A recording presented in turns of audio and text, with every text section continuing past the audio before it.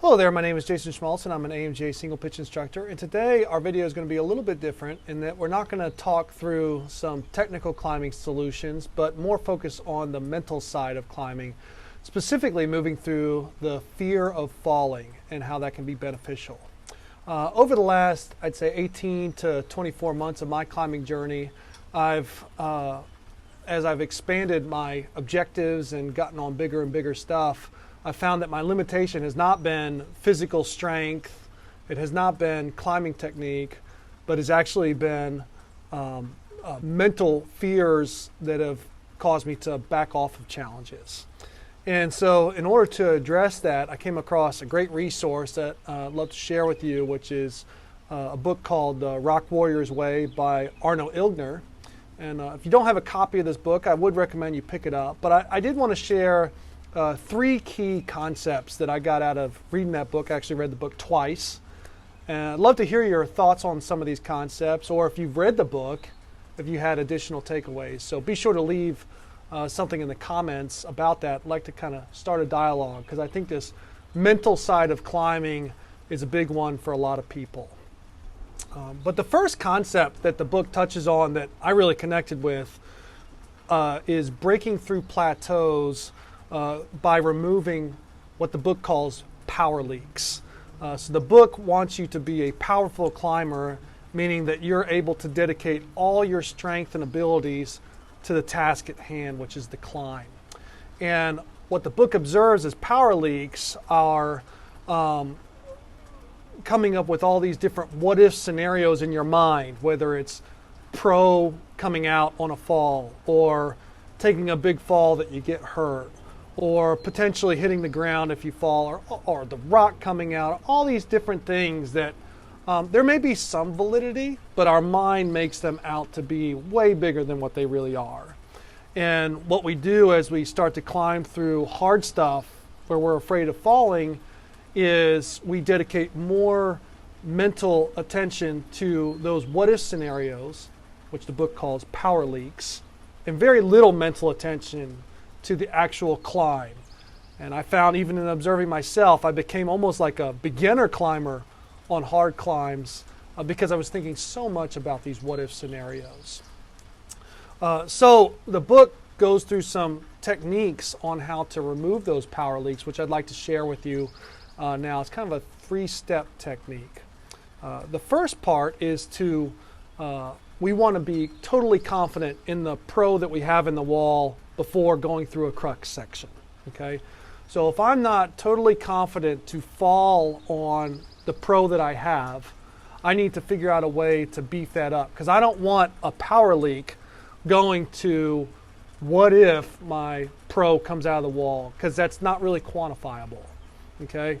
So if I need to place an extra cam, or maybe place a nut below a cam that I have placed, or two nuts, or sling a horn, or whatever it is, where I feel very confident in the pro that I have, that's step one. So now I've kind of drawn a box around, worst case scenarios on what I'm going to fall on. The second part of the technique is to look through the crux and identify what's my next safe spot. So the safe spot's going to be one of two things. It's either going to be where I can place another good piece of pro, or it's going to be a place where the climbing becomes easier. Maybe it turns into a ramp, or the grade eases, where I can kind of escape the hard section. So how far up is that? Is it 5 feet? Is it 10 feet? 15 feet up? And then the third part of the technique is to look at the pro that I have that I'm confident in, and that safe zone, and look at all the different fall potentials between those areas, and look down below me and say, okay, if I fell 5 feet, 10 feet toward that safe zone, or even right below the safe zone, what does that fall look like, and visualize it in my mind. And so now I've moved past this, all these, kind of hypothetical scenarios to I've quantified, okay, worst case fall, I'm going to fall to about that point. Is that a clean fall? And can I accept it? That's the key, is to go through those three steps to quantify a worst case fall, and to say, hey, I'm okay I accept that as the worst case fall, and I'm okay to progress through this climb with that risk. So now what I've done is I've plugged up that power leak because before I even started climbing, said, I accept all the possible scenarios of falling. And so now I can take all that mental ability that I had wrapped up in what if scenarios and dedicate it back to the climb. And now I can really focus on technique. I can really focus on sequence. I can really focus on foot and handholds in order to push through the crux. And so now I've become a powerful climber because I don't have those power leaks. So that's the first concept, breaking through plateaus by removing power leaks. I want you to practice that when you're out lead climbing especially. The second concept is getting into bigger objectives by redefining success. The book goes through great lengths to redefine success for the climber as not topping out of a climb, but instead looking at what I can bring to the climb as a technique for redefining success. So let me build that a little bit for you. So one thing that I always want to bring to a climb that's a big objective or is maybe a harder climb than I've been on before is a desire to learn. So now my definition of success is, am I learning? So I can learn whether I fall or I top out. Both I'm going to learn. For me, I learn a lot by falling. I learn that I'm confident in the pro. I learn that I'm good at placing pro. I also learn a lot through topping out, of course, that, oh, wow, I'm capable of this. I'm capable of climbing this grade or capable of climbing in this terrain. Another thing you may want to bring to the climb is a comfort zone that you want to expand. So normally when we push objectives to bigger or harder, we're trying to expand what we're comfortable with. So by coming to a climb with a desire to expand my comfort zone, there's multiple ways to do that that don't really even entail whether or not I top out or not. You know, it's just being in that terrain. It's being in new scenarios that stress me out, that cause me stress. In a way, I almost want to be stressed because I know that's my comfort zone expanding. Okay, so redefining success is expanding my comfort zone so that when I come back to that terrain the next time, I'm more comfortable. I may still be a little bit afraid, but I'm less afraid than I was the time before. And then if I go back again, I'm less afraid than that time, and so on and so forth until I actually become quite comfortable and can move even toward the next step. Okay, so a comfort zone that wants to be expanded is a great redefinition of success. And a final kind of redefinition of success is simply exposure to a new place.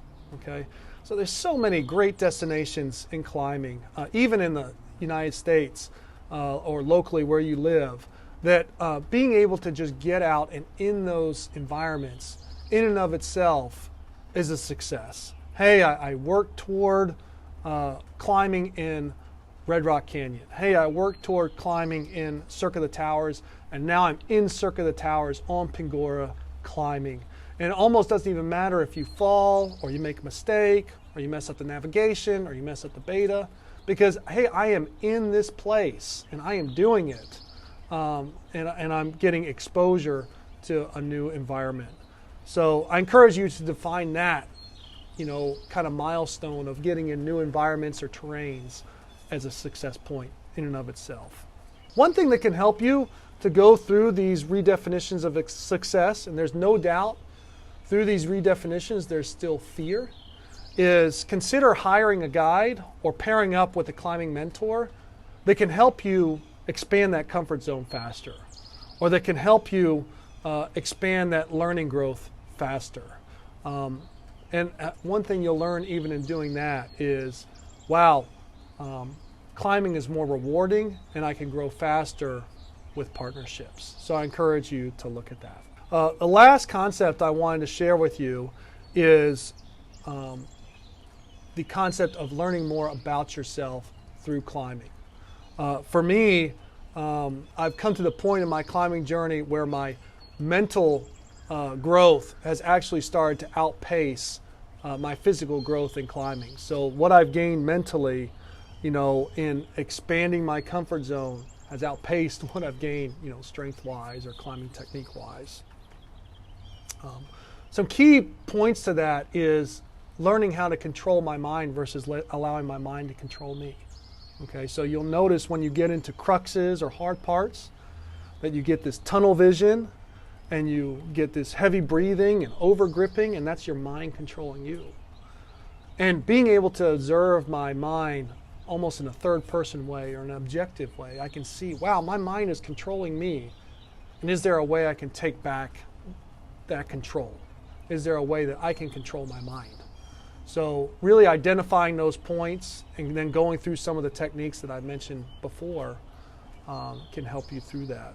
Another key, learning more about yourself point is my mind's ability to accept things versus resist things. So to give you a great example is on a hard climb where the holds are bad or the pro is terrible or there's a run out section or it's wet or it's dirty, where I would maybe resist in the form of complaining or saying, oh, why does it have to be like this or it shouldn't be like this, and instead accepting, oh, these holds are bad or this pro is bad or this is a run out section. And how am I going to approach that? Or can I approach that? Opens a door for a lot more growing than resisting through complaining or putting down maybe a climb or something like that. And that programs your mind to be more solutions oriented than to just shut down and say, oh, I can't do this. Or I can't do run out sections, or I shouldn't do run out sections. So that accepting versus resisting is kind of a great learning more about yourself point. The last, learning more about yourself, is by redefining success and pushing through and expanding these comfort zones. I've learned personally that the joy of growing is one of the highest forms of self-actualization I can get through climbing versus the joy of accomplishing. Okay, so just growing through climbing, seeing myself become a more well-rounded climber, going through that journey with peers, and experiencing those victories, even through falling, even through not fully achieving a climb or having to aid through sections, but still growing through that process has been rewarding. So anyway, those are some 3 concepts I took from that book, Rock Warrior's Way. I'd like to look at a climb that I just did with you to show you practical application of that, how I pushed through a 510 crux on trad, and show you, hey, this is specifically how I use these concepts and was able to achieve some victories. So let's look at that together now. So this is a route called Jefferson Airplane, and it's a 510 crux anyways, and you can see I'm in the crux on this first take, and I've placed gear above me to satisfy my fear of falling. Unfortunately, I placed the gear in a key handhold to get through the crux, and you can see I'm having trouble because I can't get both of my hands in that hold, and the hand that I actually do have in the hold is going to get pinched by the cam when I fall. So I have a lot of things working against me. Firstly, I can't do the proper movement. And then secondly, when I fall, I'm going to actually hurt myself more than I would otherwise because my hand is going to get stuck. And you can see right here, my hand's stuck. And my belayer, being a good belayer, allows me to get out of that. So now on this second attempt, you can see I've removed the cam, and so now I can actually do the crux as it was designed. So now I can get 2 hands in that hold, which I'll do here in a second, and start to explore how to do the crux properly. And I'm still scared at this point to fall. So even though I have a good pro strategy below that I believe in, I will not believe in it until I actually see it. So you can see I'm still very timid on the movement. and still kind of exploring the crux a little bit. And part of that is because I'm afraid to fall. But you can see I fall this first time, and it's looking at it from third person is a very unintimidating fall, similar to what you might experience in the gym, maybe 5 or 10 feet. But nonetheless, I've built trust in the pro now. So I believe in the pro, I know where I need to go, I have the right handholds, and so I'm progressing now through the climb for the first time with a clear head to actually explore how does this sequence go. And you can see here I'm much more methodical with my feet, and I'm starting to realize on this part of the climb that you have to do a lie back all the way up to that jug up there that's chalked. And so it's the first time that the actual beta of the climb has been revealed to me, and I can actually explore what it feels like to do it. Lie back, as you may know, is one of the more scary techniques to do. You can see here that I bail before I have to make the last couple moves because I'm still a little bit afraid. But now I get ready to go through this final take on the crux, and I am committed to the movement. So I have set in my mind, I have the correct pro, I trust the pro, I know the movements that's required, which is lie back, and I'm going to do this no matter what. And I don't care if I fall, I'm going to do the movement as it's supposed to be done, and you can see how smooth I move through that crux. I've got the jug now with my right hand. You can see my feet are strong even on the smooth part of the lie back. And here I go with my left foot to the good left hold, and I'm able to stand up. So you can see in that video that even though those points I told you at the beginning of this video I knew, I still had to prove to myself some of those things by falling. But that was actually a victory because I proved that, hey, this pro works, hey, this movement is correct, and I can accept what I'm about to go through and execute the climb correctly. And you can see ultimately was able to move through the 510 crux and show, oh, I actually can climb this climb on trad lead successfully. So next time when I go back to that, I'll be much more comfortable, much more confident, and build my confidence as now a 510 trad climber versus a 5.8 plus climber. Hey, I hope this video helped you in processing fear of falling. If you like our content, please subscribe or like this video. And hey, I'd love to hear your thoughts on fear of falling or any personal stories that you have in the comments. Thanks for watching the video, and I'll see you out on the crag.